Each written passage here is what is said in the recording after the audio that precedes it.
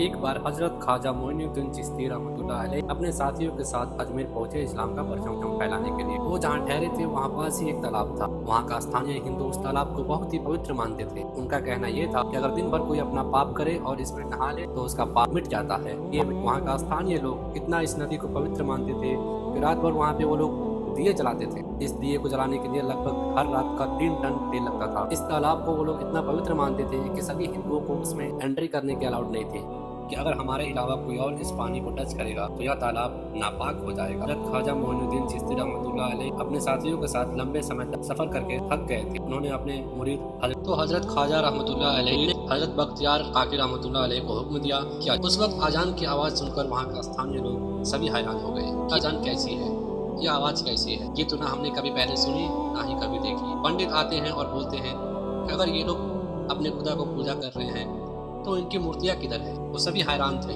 उस तालाब को पानी को इन फकीरों ने छू के नापाक कर दिया। इनको इसका हिसाब देना होगा। फिर ख्वाजा रहमतुल्लाह अलैह ने अपने साथियों के साथ जमा लगाई और नमाज अदा की, जिसे वहाँ के लोग देखने के बाद हैरान हो गए कि अरे ये क्या कर रहे हैं, ये कौन सी नई खुदा को ये लोग मान रहे हैं, पूजा कर रहे हैं, जबकि सभी हमारे देवी देवताओं मंदिर में स्थित है।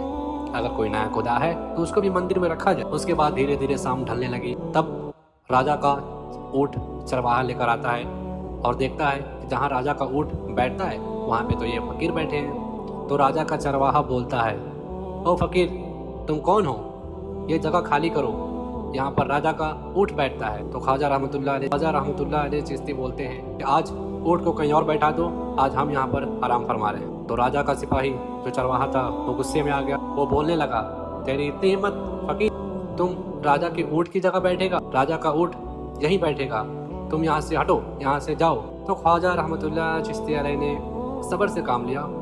उन्होंने बोला, ठीक है, तुम्हारे ऊँट को यहीं बैठना है ना, कोई बात नहीं। उन्होंने बोला, तुम्हारा ऊँट यहीं बैठेंगे, और वो ये बोलकर चले गए।